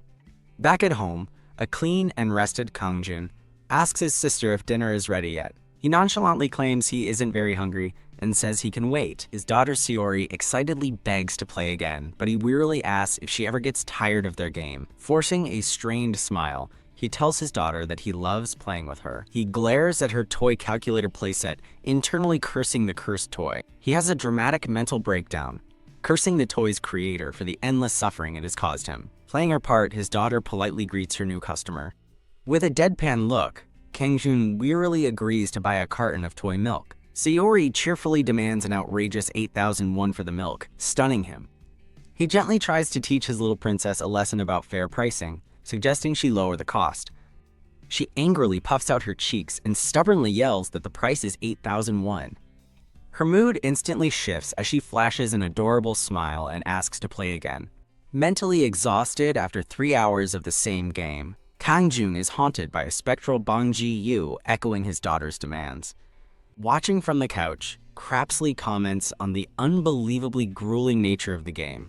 Ariel, sitting beside him, wholeheartedly agrees with the Grand Duke's assessment. Crapsley notes that the princess's terrifying persistence is just like her father's, never stopping until she collapses. In his dog form, Bang Ji-yu shivers, complaining internally about the cruel and relentless nature of their playtime. Crapsley thoughtfully dubs the torturous game the Eternal Calculation and asks for opinions. Bang Ji-yu and Ariel enthusiastically praised the Grand Duke's fitting and excellent choice of name. Their celebration is cut short as a dark, murderous aura emanates from Kangjun, terrifying them into silence. Just then, Subin cheerfully announces that dinner is finally ready, saving them. Saori immediately refuses to eat, insisting she wants to play more, much to her father's relief. As Subin scolds her daughter, Kangjun silently cheers for his sister's intervention. Subin sighs, then cleverly brokers a deal. Saori can play again right after she finishes her meal. Kangjun stares in wide-eyed horror, feeling utterly betrayed by his sister's negotiation. With big, teary eyes, Saori sweetly asks if they can really play again after dinner. Struck by her overwhelming cuteness, Kangjun clutches his heart, admits defeat, and agrees to her terms. Subin presents a massive feast, proudly telling everyone she put in extra effort for them. At the dinner table, Subin finally turns to their new guest and asks Kangjun who the young lady is. With perfect poise, Ariel introduces herself as his former minister of the Imperial Palace Interior. She clarifies that she served as minister of the Imperial household, assisting her lord at the royal palace. At dinner, Kangjun insists he's fine, but his sister worries about his mind. Kangjun's sister turns to a woman off-screen, asking how she found Kangjun. Ariel explains she ran into her lord, who told her to transform from her demon form. His sister confronts Kangjun for going outside, which he downplays as a quick trip to the store. She scolds him for his carelessness, reminding him of the danger from the disaster class gate. A subdued Kangjun looks down at his food and apologizes. The white-haired man dramatically dictates the scene for his records, chronicling how the emperor was meekly scolded by his sister. With a dark aura, Kangjun bends a spoon while menacingly questioning the old man's long life. As the two men glare at each other, his sister intervenes, telling them to stop. The sister turns to Ariel, asking about her living situation and guessing she is homeless. Ariel addresses the sister as Mama, formally reporting that she currently has no residence. Horrified by the thought of Ariel living on the streets, the sister declares it's unacceptable. The sister insists Ariel stay with them, leaving her no choice but to agree. Trying to clarify her words, the sister only leaves Ariel looking more confused. Clenching her fist to her chest, the sister seems to come to a firm decision. Ariel drops to her knees in a deep bow, loudly vowing to obey her new mama's command. A flustered sister tells her to get up, while Kangjun quietly laughs at the word command. Unable to hold back his amusement, Kangjun gets a sharp quiet from his sister. Changing the subject, his sister asks if the disaster class gate has disappeared. A news report reveals the grim outcome: 16 hunters dead, and 5 of the 6 survivors in critical condition. He reflects soberly on the near catastrophe, realizing Seoul could have been destroyed. Kangjun calmly eats, reassuring her that he will protect her and Seoul. Seeing Bang Ji-yu swarmed by reporters on TV, the sister asks if that's the same clumsy boy. The sister is shocked, asking why no one told her Bang Ji-yu was a hunter. Kangjun casually responds that she never asked, prompting a sheepish apology from his sister. In her high chair, the baby Seoul happily holds up her empty bowl. Kangjun is suddenly frozen, staring ahead in stunned silence. He turns to the white-haired man, ordering him to bring someone here. Kangjun's expression turns dark as he demands they bring him the one who created the mastermind calculation set. The elder immediately accepts the order, and despite the sister's protests, Ariel knows the Lord's command is absolute. Kangjun now plays with Seol, who acts as a shopkeeper, and he dramatically requests his freedom. In the kitchen, the sister washes dishes, while Ariel tries to get her attention, calling her Mama. The sister jumps, startled to find Ariel has appeared silently behind her with a tray. Ariel formally requests that she be allowed to take over all the household chores. The sister kindly refuses, but offers a compromise. Ariel can keep her company while she works. Ariel remarks that the sister's informal kindness reminds her of how her lord treated his subjects. While Ariel praises the royal heritage, the sister internally pities her, assuming it's trauma-induced roleplay. Uriel describes her lord Kung Jun as an absolute existence, a truth greater than any deity. As Uriel speaks of his absolute divinity, the sister glances over at Kung Jun, playing shop with a toddler and Snickers. The sister admits she finds it hard to see his divinity, having raised him, but Uriel confirms people constantly prayed to him. When the sister correctly guesses there must be countless temples and statues of him, Uriel confirms her astute observation. Uriel explains that hundreds of temples were built across the continent by his countless worshippers. The sister is impressed by the image of a grand, ancient temple built in his honor. She asks if Kang Jun wiped out other religions, but Uriel explains they simply vanished. Uriel clarifies that her lord never oppressed other faiths. People just naturally stopped worshipping other gods. She explains that unlike other gods who only demanded devotion, her lord provided something more. Her lord Kang Jun personally granted salvation to the world by ending its endless wars. With a fond smile, Uriel concludes that people came to worship her lord above all gods. As people tore down old statues to praise him, his influence became truly remarkable. Uriel reveals that around that time, her lord had reached the 9th circle of the necromancer. While washing dishes, Subin asks Uriel if the gods who lost their followers will now hate Kang Jun. Uriel smirks, dismissing the idea by questioning if those gods even existed in the first place. As Subin offers her new guest some fruit, a phone on the dining table begins to ring insistently. Subin answers the phone and reacts with surprise, as Crapsley watches curiously from the hallway. She politely confirms the details of the call, while Crapsley looks on, trying to understand the conversation. After hanging up, a worried Subin asks Crapsley if he can attend a convenience store interview for her tomorrow. The details of the interview are revealed, sending Crapsley into a state of utter shock over the words part-time. His face contorts in horror at the prospect of such a mundane task. Crapsley dramatically reinterprets the interview as the first step in establishing his lord's new kingdom on Earth. At the interview, a confused convenience store owner confirms the applicant's name, wondering about this unusual candidate. The owner comments on Crapsley's formal tuxedo, asking if he's hot, but the nervous Duke insists he's fine. The owner tries to ease his nerves, explaining he had to move the interview up because the previous employees all quit.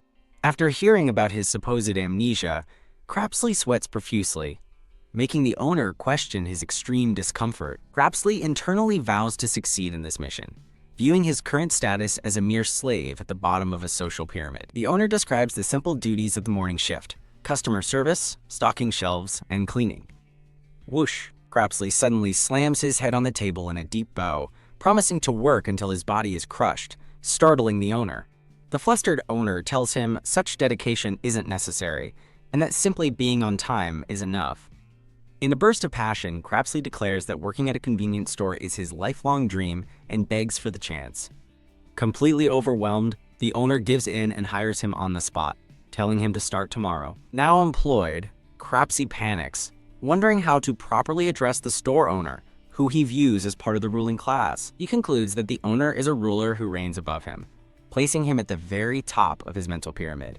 With a thud, he bows again, shocking the owner by loudly proclaiming him Master! The scene shifts to a quiet hospital room, where a disoriented mind questions what is happening. Bong Ji-yu sits on his bed, recalling the chaotic blur of reporters and medical tests that have left him utterly confused. A man in a suit enters his room, startling him by mentioning a cost of 3 million won. The man places a fruit basket on the table, noting that any potential discounts on the room are insignificant. Bong Ji-yu recognizes his visitor in shock as Bureau Director Seo Do-cheol, who calmly greets him.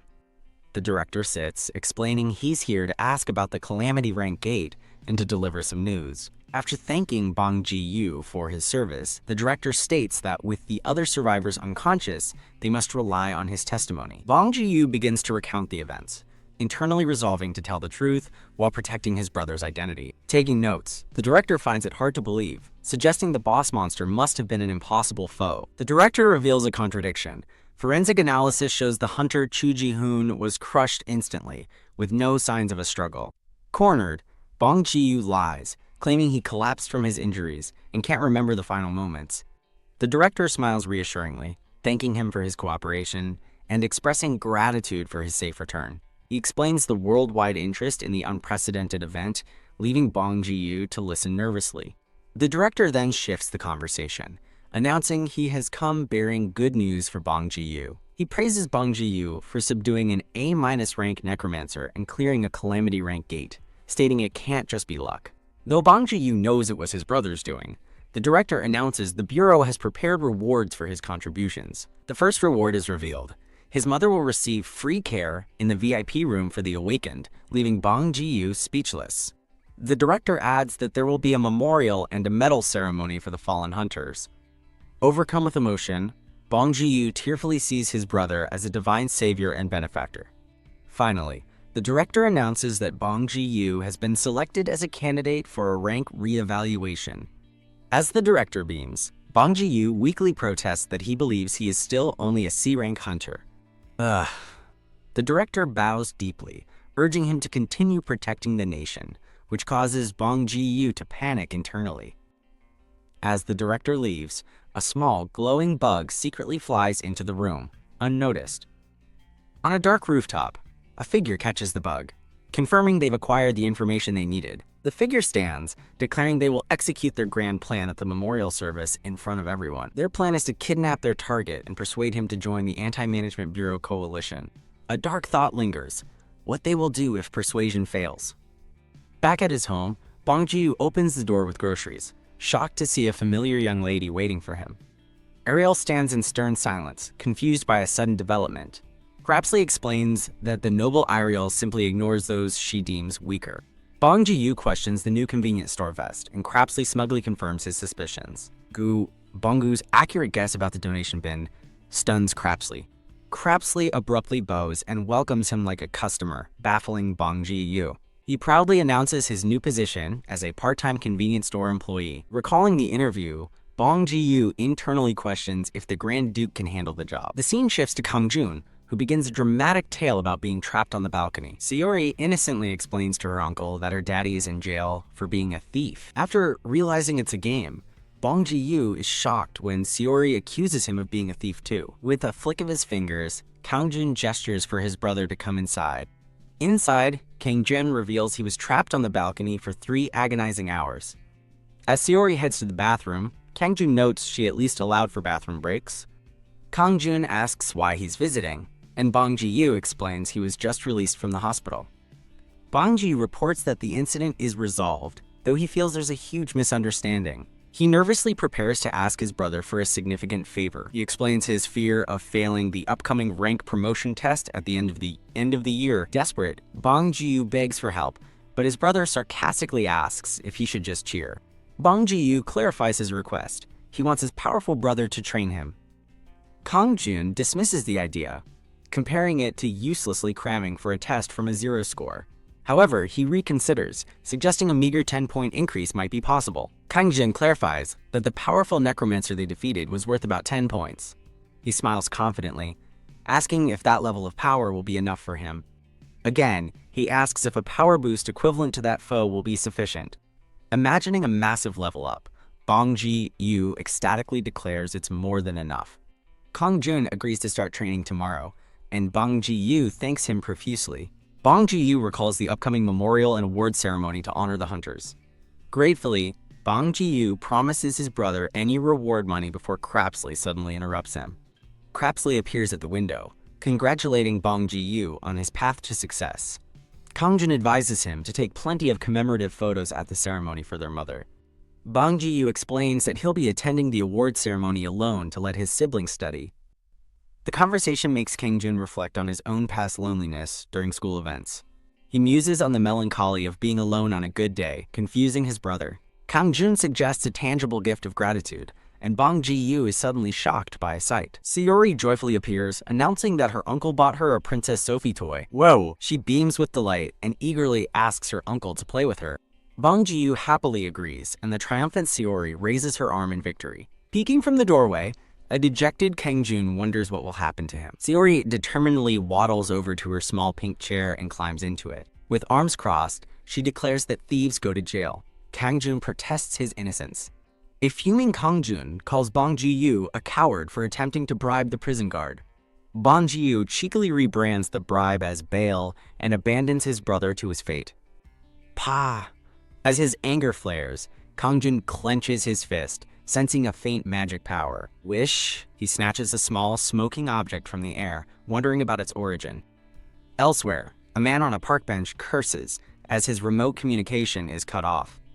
A white-haired girl with him realizes their scout bug was destroyed, marking their target as extraordinary. Kim Do-hoon of the Anti-Bureau Alliance reads a paper, recognizing Bonggu's immense potential. His sadistic partner, the torture technician, Lee Hee-ji, hopes their target resists. For a little fun, Kim Do-hoon deduces that their target's mana sensitivity must be S-grade or higher. He further concludes that Bonggu's physical abilities are likely at least A-grade hunter level. Kim Do-hoon decides it's time for him and Lee Hee-ji to head back. The two walk through a swirling blue portal, leaving a newspaper behind on a park bench. Back at home, Kang-jun presents Bong Ji-yu with heavy orange training gear, telling him to wear it daily and chiding him for his ignorance. Kang-jun explains the concept using a famous anime, where a character wore heavy clothes to become ridiculously fast after removing them. Bong Ji-yu expresses doubt about the old-fashioned training, worrying his joints might break and noting he's a magic type. When Kang-jun guilts him about the cost and how others would beg for the chance, Bong Ji-yu quickly caves, promising to do anything. Now wearing the heavy weights on his limbs, Bong Ji-yu is shocked by their mass. His brother confirms they're 10 kilograms each. Kang-jun then orders a hesitant Bong Ji-yu to go play with Saori, giving him a death glare as a warning. My back. Bong Ji-yu strains under the weight while crouching to play with an enthusiastic Saori. Saori points to her toy cashier set, and Bong Ji-yu recognizes this as the dreaded eternity calculation game, reluctantly agreeing to play. Cool. Kneeling and trembling, Bong Ji-yu finds the simple act of playing with toys excruciatingly difficult due to the weights. As he struggles to lift a tiny toy, Bonggu's arm feels ready to break, making him question his own weakness. Straining intensely, he worries about his inability to support his family but resolves to endure this trial. Exhausted, Bong Ji-yu collapses in relief when Saori tires of the game, only for her to immediately demand they play something different. Saori initiates the magical girl of suffering game, casting a spell that makes the villain Bong Ji-yu collapse before demanding another round. With another magical command, she sends him flying again as he weakly pleads for mercy. The brutal playtime continues with a montage of torturous games, the airplane of terror, the rocking horse of terror, and the demon centrifuge. While a tired Saori sleeps, Kang-jun piles on more training, ordering a dazed Bong Ji-yu to clean the stove, do laundry, and then the entire house. A montage of the following days shows Bonggu's exhausting routine of playing with Saori and doing chores, all while burdened by the weights. Looking utterly drained, Bong Ji-yu rationalizes his suffering, convincing himself his brother must be testing his patience and perseverance. He has a sudden realization, comparing his menial tasks to the foundational training of legendary chefs and cartoonists who serve apprenticeships for years. With newfound resolve, he concludes that his big brother was, as expected, testing to see how far he could go. As Bong Ji-yu folds laundry, his brother casually mentions that it's already the end of the month. Kang-jun thinks to himself that playtime is over, and it's time to begin the actual training. He asks about the ceremony date, and Bong Ji-yu checks his phone, surprised to learn it's tomorrow, October 1st. Kang-jun announces the plan: attend the ceremony, then start proper training, causing a thrilled Bong Ji-yu to ask if he's finally passed the test. Trying to save face, Bong Ji-yu boasts that his keen senses allowed him to see through the test all along. He smugly continues his act, claiming to have noticed his brother's test of his patience and perseverance from the start.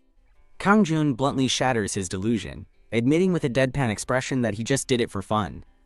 Patting his brother's shoulder, Kang-jun tells him he worked hard and to be prepared, deciding to just let Bong Ji-yu believe what he wants. Watching them, the small dog, whose true identity is the great demon Marbas, thinks his immortal master is a devilish fellow. Elsewhere, Lee Hee-ji excitedly discusses their strong target with Kim Do-hoon at a bar. She leans in eagerly over a view of the other patrons, waiting for his response. Kim Do-hoon announces their plan. They will strike tomorrow at the awards ceremony the moment their target, Bong Ji-yu, steps onto the podium. A promotional page displays suggestions for other series. Getting ready for the ceremony, Kang-jun feels uncomfortable in his formal suit and trench coat, though his companion thinks he looks cool. As a woman adjusts his coat, she asks him to pass on her congratulations to Mr. Bong Ji-yu.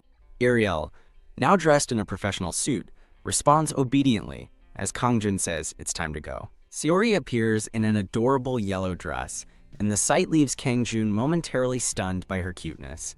A woman praises Sayori for her good manners, which she apparently learned from a children's TV show that morning. She fondly recalls how a young Kang Jun also loved those shows, though he pretends not to remember writing letters to them. Kang Jun gently pats Sayori's head, saying goodbye as he heads out. Arriving at a bustling venue, his companion notes how crowded the place is.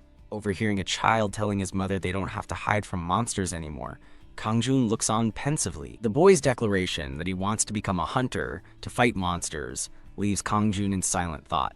Observing the peaceful crowd, Kang Jun reflects that they seem dangerously careless. He cynically thinks that people live in a false peace, pretending the horrors on the news won't happen to them. As Kang Jun mutters about the rotten world, Bong Ji-yu startles him, forcing him to cover by commenting on the event's large scale. Bong Ji-yu proudly explains that suppressing a disaster-class gate with such minimal damage is a historic achievement drawing worldwide attention. He adds that thanks to their success, even foreign media are paying close attention to the event. Kang Jun observes the crowd, unimpressed, thinking that most hunters are weak. He asks a pale Bong Ji-yu if he's alright, who explains he's representing all the injured hunters on stage alone. An event staffer tells Bong Ji-yu that the ceremony is starting and to take his seat. As Bong Ji-yu nervously heads off, Kang Jun wishes him the best. A lone speaker stands at a podium in a vast empty auditorium as the narration begins. Bored by the speech, Kang Jun yawns and complains that they should just get to the awards since no one is listening anyway. The announcer calls for the tribute to the fallen hunters, and Kang Jun realizes it's Bonggu's turn as the audience claps. He chuckles to himself, thinking his brother walks like a robot on stage. His expression suddenly hardens as he senses killing intent, and Ariel beside him worriedly asks what's wrong. Ariel suggests something sinister is being plotted, and Kang Jun agrees with her assessment. Tapping his fingers, Kang Jun calmly sits back, wondering who is behind the scheme. He recalls the little boy's innocent words about not having to hide anymore, finding them unsettling now. He pictures a horde of shadowy figures, thinking of those who take what they want by force. He concludes their goal is obvious as he imagines symbols of wealth and power. Dismissing it as none of his business, his thoughts drift to an image of Sayori wishing him well. With a grimace, Kang Jun admits he hates this, especially pretending to be some kind of hero. He thinks that hunters will handle any trouble, but his true concern is getting home for a peaceful family dinner. Images of a smiling Sayori fill his mind as he resolves to protect her happiness. Whoosh! He abruptly stands, declaring he can't just sit and watch as the surprised audience complains. Addressing Ariel as Minister of the Interior, Kang Jun begins to issue his orders. He commands her to intercept the plotters, killing all but the leader, who must be kept alive for questioning. With a determined gaze, Kang Jun gives his final order: engage with full strength. In an outdoor plaza, several men infected with green parasites stumble among the bodies of fallen soldiers. Kim Do-hoon walks calmly through the bloody aftermath of a battle, leaving red footprints. He radios in that the rooftop is secured before kicking a corpse out of his way. Lounging on a dead body, Kim Do-hoon coolly coordinates his units, confirming that everyone is ready. He declares that the operation begins the moment their target, Kim Bong-ji-yu, steps onto the stage. As civilians flee from a massive explosion, he explains that 8 bombs will detonate simultaneously. He continues his plan. An elite unit led by Lee Hee-ji will then storm the hall to slaughter everyone and abduct Bong Ji-yu. Standing above his parasite-infected snipers, he confidently states that after hundreds of simulations, his plan is foolproof. As he prepares to give this signal, his radio crackles with screams and pleas for mercy, making him panic that his team was discovered. Kya! The radio fills with terrified screams and warnings to run, and he frantically tries to contact the mechanical room team. He desperately yells into the radio for a status report, but only receives static in return. BZZ.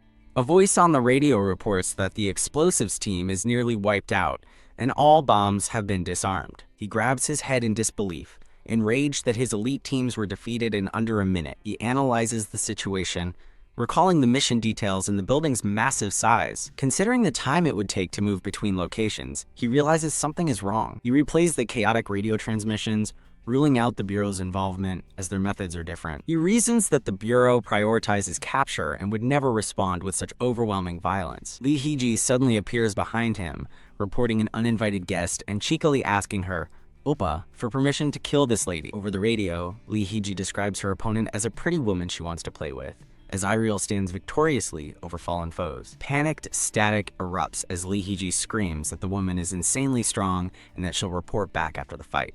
Her brother shouts at her to wait, asking how many there are, and she yells back, "Just one!" Staring out at the city, Kim Do-hoon realizes he's lost contact with another team, wondering who could possibly corner Lee Hee-ji alone. He considers going to provide support himself, but his attempts to raise anyone on the radio are met with only static. An unknown voice suddenly cuts through the static, confirming they can hear him and demanding to know who he is. Kim Do-hoon threatens the mysterious person with death, but the voice mockingly throws his words back at him. His eyes widen in terror as a dark, shadowy figure materializes behind him. Kang-joon emerges from the shadows, loosening his tie with a confident smirk and issuing a simple challenge. "Go on and try." In the basement, Lee Hee-ji backs away from Iriel, shouting that the woman is insanely strong as she stands over a field of defeated soldiers. One of Lee Hee-ji's subordinates looks at the carnage caused by a single person and suggests they handle the immediate threat before calling for backup. Lee Hee-ji demands Iriel's identity, who cryptically thanks her for being reckless. Radiating power, Iriel thanks Hee-ji for reuniting her with her lord. Hee-ji is unfamiliar with her name. Iriel demands her name, and the girl boasts that she will be shocked. Lee Hee-ji, the torture specialist, is met with Iriel's claim of superior skill. Shocked, Hee-ji watches as Iriel calls her rude and prepares to teach her manners. Iriel unleashes her power, vowing to personally teach Hee-ji a lesson. With a manic grin, Lee Hee-ji lunges, promising a painful death. She taunts Iriel mid-attack, calling herself a very naughty and bad kid. Confident, she closes in, believing her attack will land as expected. She gloats, believing a whip is useless against her close-quarters attack. Iriel calmly counters with Imperial Etiquette first form, shocking her opponent. "Silence," she commands, striking Lee Hee-ji with a powerful energy whip. Reeling in pain, Hee-ji is told she should never raise her voice. As Hee-ji cries out in pain, Iriel prepares her second form of Imperial Etiquette. The second form is audience preparation, leaving a confused Hee-ji looking for an escape. Slashes of red energy appear around her as she yells in confusion. Iriel explains one must disarm for an audience as Hee-ji's hands are gruesomely severed. Her arms gruesomely disintegrate below the elbow in a shower of blood. Commanded to kneel, a crushing force slams her face first into the ground. Broken and terrified, she begs for forgiveness and pleads to be spared. Iriel condescendingly praises her new manners while Hee-ji desperately begs for her life. "Didn't I tell you to stay silent?" Iriel whispers, silencing her pleas. Overwhelmed by terror, Hee-ji is told she's almost ready for the audience. Iriel announces the third rule of etiquette as Hee-ji's desperate pleas continue. The final rule for an Imperial audience is revealed: never look above his knees. Iriel departs, warning Hee-ji she was lucky it was her and not someone else. She wonders aloud how much worse it would have been with Archduke Krebsley. The narration warns that with the Archduke, her end would have been far worse. Kang-joon smirks, loosening his tie and daring his opponent to try and kill him. Kim Do-hoon warns Kang-joon that he will soon regret ignoring his warning. As parasite-infected soldiers attack, one questions if he's being controlled by a bug. Kang-joon connects the dots, asking why Kim Do-hoon sent bugs to his house. Kim Do-hoon realizes with dawning horror that Kang-joon killed his mana bugs. He scoffs, preparing to kill Kang-joon repeatedly until he talks, then orders him to die. A hail of bullets erupts from the parasite soldiers. He panics, realizing his target has vanished from sight. Kang-joon appears behind him, tauntingly asking about the holdup. His eyes glowing red, Kang-joon declares he will make good use of the corpses. Bathed in a demonic red aura, Kang-joon's power erupts. Claiming he dislikes getting his hands dirty, dark tendrils annihilate the soldiers. With a nosebleed, he realizes all his parasites were instantly destroyed by the immense mana. He clicks his tongue in disbelief, overwhelmed by the insane display of mana. The world transforms into a hellish landscape, leaving him utterly bewildered. He turns to see the darkness, filled with countless pairs of glowing red eyes. An army of elite skeletons appears, far beyond anything he's ever encountered. Realizing Kang-joon commands this army, he identifies him as a powerful necromancer. He corrects himself, this isn't just an upper tier, but a top-tier necromancer. Coughing blood, he wonders how a necromancer possesses such immense physical power. Crushed by the overwhelming mana, he accepts that the power gap makes resistance futile. Kang-joon's voice taunts him, asking if he's so scared that death seems like a better option. Stuttering in terror, Kim Do-hoon asks, "Tea then?" Kang-jun vows to keep resurrecting him until he gets all the answers he wants. Seeing is believing, Kang-jun decides to give him a taste of death. Blood erupts from Kim Do-hoon's chest as he's brutally killed. Kang-jun casually bids him farewell, saying, "See ya, catch ya later." Ga revived again. Kim Do-hoon gasps in confusion, wondering what just happened. With glowing purple eyes, Kang-jun taunts him, asking how it feels to die, and reminding him that the corpses he provided likely felt the same. Kim Do-hoon tries to protest, but Kang-jun cuts him off with a dismissive, "Oh, okay." Eyes glowing red, Kang-jun asks if he wants to keep dying until he finally feels like talking. On the blood-soaked rooftop, Kang-jun realizes the so-called Anti-Bureau Federation is targeting Bong Ji-yu. Standing over the body, Kang-jun notes that, based on the man's words, his enemies are shrewd. Kang-jun analyzes their two-pronged plan, recruiting Bong Ji-yu to spread fear, or murdering him to discredit the Bureau and cause widespread doubt. Thinking of his princess, Kang-jun resolves not to let these villains run wild, and notes that taking out the boss should cripple their organization. As the man's body twitches, Kang-jun wonders if he's under some kind of binding spell. Kang-jun urges him to try talking anyway, warning that he won't be revived if a forbidden word kills him, as he hates pointless work. Lying in a pool of blood, the terrified man begins to speak. He manages to say thank you, and starts to reveal the truth before his words are cut short. A surge of dark energy consumes the man, silencing him for good. TSK, realizing his interrogation has failed, Kang-jun decides they'll just wipe out any Federation members they find from now on. Ariel appears as Kang-jun announces he's finished and tells her it's time to head back. Ariel turns to her lord and asks about cleaning up the bloody scene. Kang-jun casually waves it off, saying someone else will handle it and they should go congratulate Bong Ji-yu. On stage, an official pins a medal on a thankful Bong Ji-yu during the ceremony. A gray-haired man in the audience scoffs that the new hero isn't impressive and sees no need to recruit him yet. The muscular S-rank hunter Iron Man Ko Do-yeol agrees, calling Bong Ji-yu weak and scrawny. The two men lock eyes, sensing a strange disturbance simultaneously. They both realize there are uninvited guests and agree on their presence. The muscular hunter stands on the rooftop in disbelief at what he sees.